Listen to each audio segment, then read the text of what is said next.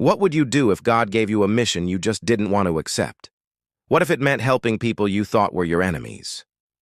The prophet Jonah faced this exact dilemma, and his attempt to escape God's call led him on one of the wildest journeys ever told. You'll want to stick around because what happens inside the belly of a giant fish is a game changer.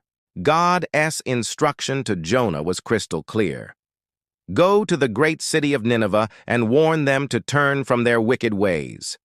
Simple enough, right? Not for Jonah. The Ninevites were infamous for their cruelty, and Jonah despised them. The thought of offering them a chance at redemption? Unthinkable. So what did he do? He ran, in the complete opposite direction. He hopped on a ship bound for Tarshish, thinking he could actually outrun the Almighty. Spoiler alert, you can't. As soon as the ship set sail, a storm of epic proportions descended upon them. This wasn't just bad weather. It was a furious, terrifying tempest.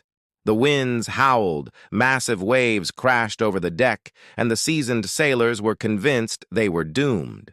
They frantically prayed to their own gods, throwing cargo overboard to lighten the load, but the storm only raged on.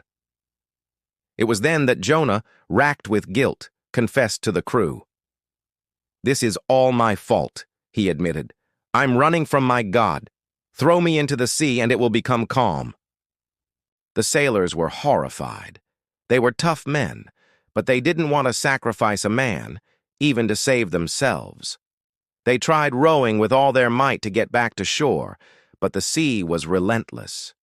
Finally, seeing no other choice, they prayed to Jonah's God for forgiveness, lifted him up, and cast him into the churning waves.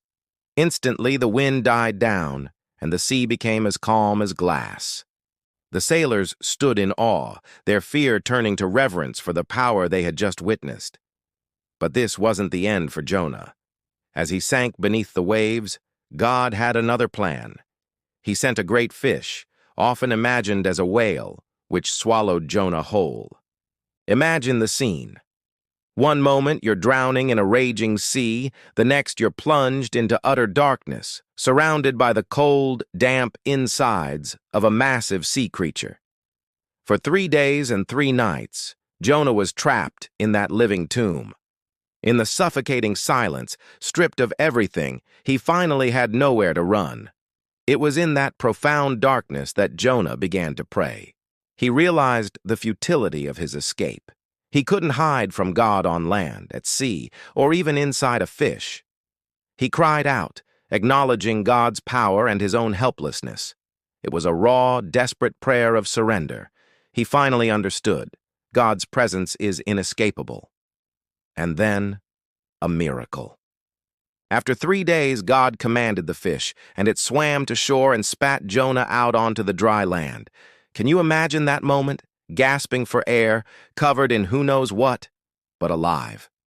Jonah was given a second chance. This time there was no hesitation. He got up and walked straight to Nineveh. He entered the vast city and delivered the message God had given him. In 40 days, Nineveh will be overthrown. The response was astounding. From the king on his throne to the humblest citizen, the people of Nineveh believed him. They didn't scoff or ignore him.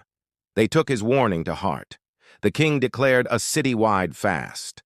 Everyone, even the animals, was covered in sackcloth as a sign of mourning and repentance. They prayed earnestly, turning away from their violent and wicked lifestyles.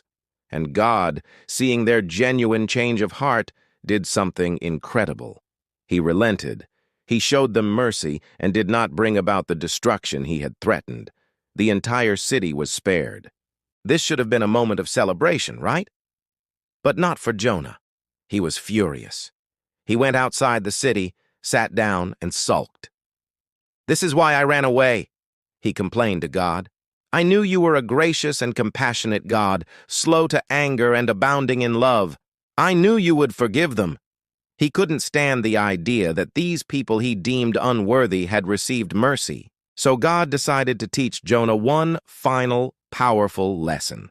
He caused a leafy plant to grow up overnight, providing Jonah with welcome shade from the scorching sun. Jonah was delighted with the plant. But the next morning, God sent a worm to eat through the plant's stem, and it withered and died. As the hot sun beat down on Jonah's head, he became faint and angry, wishing he were dead. And God asked him a simple, profound question. "Is it right for you to be angry about the plant?" Jonah shot back, "Yes, angry enough to die." Then God delivered the final, beautiful point of the story. "You are concerned about a plant which you did not tend and which grew up in a night and died in a night. And should I not be concerned about the great city of Nineveh, in which there are more than 120,000 people who cannot tell their right hand from their left, and also many animals?" In that moment, the lesson landed. Jonah's perspective was tiny, focused on his own comfort and prejudice. God's perspective was vast, filled with compassion for all of his creation, even for those we might think are beyond saving. The story of Jonah isn't just a fun tale about a man and a big fish. It's a powerful story about second chances, the inescapable nature of God's call, and the breathtaking scope of his mercy. It challenges us to look beyond our own judgments and see others through the eyes of love and forgiveness. So, what does this ancient story say to you today? Let me know your thoughts in the comments below. If this story resonated with you, please give this video a like and subscribe for more deep dives into the stories that shape our faith. Thanks for watching, and I'll see you in the next video.